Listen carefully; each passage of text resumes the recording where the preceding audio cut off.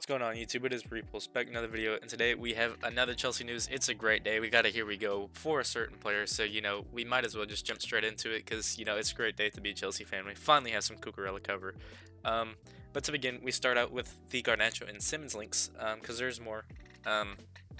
Fabrizio says that the first step for Chelsea is to go for Xavi Simmons. Our conversations are advanced with Leipzig, and they're going to consider Garnacho as an opportunity in the month of August if the United conditions to sell will match up with Chelsea conditions. For all this to happen, Chelsea will also need Nkunku and Sterling to go, and for Garnacho obviously to not go elsewhere. Yeah, basically saying, I talked about this in the last video, but, Xavi Simmons is our priority, and then we look to Garnacho if, it's a cheaper deal. Our valuation's at 30 million, obviously, and then if United are willing to do that price, we'll bring Garnacho in. But for now, our priority is Xavi Simmons. Again, this was on the last video, but I felt like I needed to reiterate it because there's a lot of people talking about Xavi Simmons in a negative light, saying that he may not actually come to the club. But I think just calm down. Our conversations are advanced with Leipzig, and now we can have our full priority on him because we are going to now talk about this dude. Jorrel Hato. Fabrizio said that Jorrel Hato is getting closer and closer and closer, working on the add-ons and structure. Final details are now. Chelsea are also ready to submit new contract proposal for Marc Guiu. Discussions underway for his future at Chelsea, which I think is great. I think it's great to have an understudy. Obviously, Jorrel Hato is 19 and Marc Guiu is 27, so you would have obviously Marc Guiu as the main piece, and then you'd have Jorrel Hato as the backup who can also play center back. And then once Cucurella ages, you could bring Jorrel Hato into the fold, and then he could be your starting left back. He could also be your starting center half. So yeah, I think it's a great way that Chelsea approached this, and I think it's well deserved for Marc Guiu to have a new contract. But moving on, this was this morning. Mike Verwey, I think is the way to pronounce it, said that Ajax are in a dilemma. Chelsea does not offer above £35.4 million for Hato, which Ajax do not want to accept. But which other club can Ajax guarantee bids this amount later on, which is completely fair. I think it was a pretty one-way street for Chelsea and Hato. He wanted to move here. Chelsea wanted him to come here. Ajax didn't really have any other suitors, so they couldn't really push up the bidding war. So Chelsea were pretty just firm on their price. And that led to this, where David Ornstein finally gave us the exclusive. Chelsea reached total agreement with Ajax to sign Jorrel Hato, subject to Ajax supervisory board approval. Fee above of 40 million euros, plus there's a sell-on clause.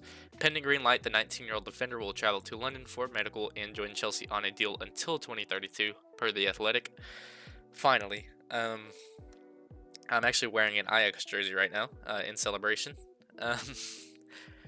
But yeah, total agreement to sign Jorrel Hato is reached for above 40 million euros, which is around 35.4 million pounds, which was reported. Plus, there is a sell-on clause, and it seems like he is about to be on his way to London to, take his medical and become a full Chelsea player. And then Fabrizio said that here we go. Again, deal in place, excess of 40 million euros. Long-term deal at Chelsea that we know is till 2032, 2033. 2032. And he only wanted to join Chelsea this summer. Medical and travel being booked for the talented defender. Yeah, really, really good defender with loads of potential. I'm really happy that this deal, went across the board. Finally, again, Cucurella depth. Also a left center back option if we do need it. I do think it's pretty funny. I decided to wear an Ajax jersey today, and the deal ended up going through today. But yeah, Jorrel Hato is a Chelsea player. I'm so excited for this. I think someone that's going to get a lot of game time. Despite him coming in to be a number 2 left back. I do think he's going to play a lot. I do think Cucurella needs a bit of rest. Because obviously he played over 5,000 minutes last season, so we do need someone to, come in, take the burden off of him. And I do think that, Jorrel Hato is a perfect player to do that. So yeah, we get the here we go for Jorrel Hato finally after the coming days. It was edging and edging and edging, and then Ornstein dropped the exclusive, Fabrizio dropped the here we go, and the deal is complete. We're just waiting for the medical, waiting for him to travel to London, do all his media and stuff, and then he will officially become a Chelsea player. But we could expect him to train and feature in the Chelsea squad, most likely in the game against Bayer Leverkusen on August 8th. So, really excited to see what he is able to do there, because I think, we can give Cucurella some rest, probably play him. We'll see Hato in the AC Milan or Leverkusen game, and then we'll see Cucurella in the AC Milan or Leverkusen game as well. Maybe they each split a half, or maybe we see Jorrel Hato in the left center back as well. But yeah, really excited for this player to come through the door. Obviously, very talented wonder kid, has been a wonder kid since the age of 17. And the deal is finally across the board. For a very cheap fee too. I was expecting us to, obviously before this saga began, pay around £50 million for him, but we get it for around probably £40 million in total. Obviously there is a sell-on clause there, but I'd rather that than pay the extra $10 million now. But yeah, Jorrel Hato does come through the door. It is a here we go. But again, Warrenstein was the one that dropped the exclusive. He changed it a little bit. You can see that the selling clause is included there. And if this is probably slightly above £40 million, it's probably 45 million euros, something like that. We'll see. We'll find the exact amount. Ben Jacobs will probably report it sometime soon. And maybe it's already out, so I can go refresh my Twitter and see if there's something there for y'all to see. Don't see anything as of now. It's in excess of £34 million. It's probably £35 million, and that's where the deal ended. But yeah, that's a great signing for us. I'm really excited for the player to come through the door. Doesn't seem like there is a fee reported as I am looking right now, but maybe if there's another news video today or early tomorrow, there will be a fee reported. But yeah, really excited for Hato to come through the door. I can't express my excitement enough. Been waiting for this for a while. Think it's a great signing. I think it's one of our best signings of the summer. And it's finally done. Yeah, Jorrel Hato is a Chelsea player. And we can expect the announcement in the coming days. But finally, time to move on. We have Nicholas Jackson. The situation with him, Fabrizio said on his YouTube, is that if United get Benjamin Šeško, which seems like they will, they seem to be in for him, and it seems like he favors that move, he could be an option for Newcastle. If Newcastle get Šeško, we know that Chelsea appreciate Garnacho, so there could be some solution there, as in like a swap deal, PSR deal, where Jackson leaves, Garnacho comes the other way. The striker domino will be driven in the next days. Important to remember, Chelsea are happy to keep Jackson and are still requesting important money. I think the way this deal facilitates is, I think United do get Šeško, and then Newcastle come in for Nicholas Jackson. Because I do think Benjamin Šeško does favor that move over to Manchester United rather than Newcastle. I don't know why, but it seems like he does. It seems like that's the way the reports are heading. He seems like he's leaning towards Manchester United, but that leaves Newcastle with pretty much no striking option, and obviously they're letting go of Isak. It doesn't seem like Isak's going to play another game there, so it seems like they do need a new striker, and I think that's where Nicholas Jackson is going to slip in. So if I were to be a betting man right now, I'd say Nicholas Jackson does head off to Newcastle if he does leave Chelsea this summer.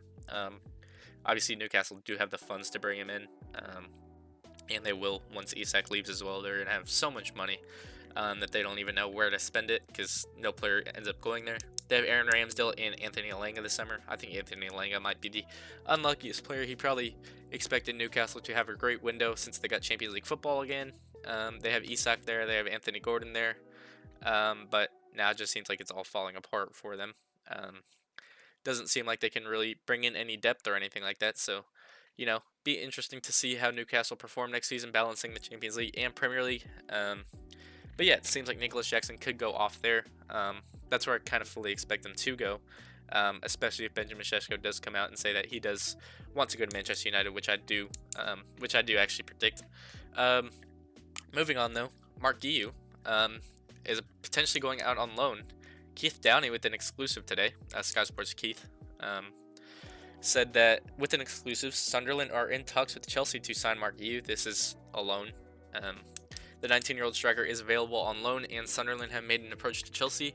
The ex-Barca youngster could be the striker Sunderland signed to add to their ranks ahead of the new season. I don't know how I feel about this, because at the end of the day, I don't know how much playing time he's going to get at Sunderland, and I don't know how many chances he is going to get. They're playing at Sunderland. Um, but I would send him off to Ipswich. I think that's the best option for him.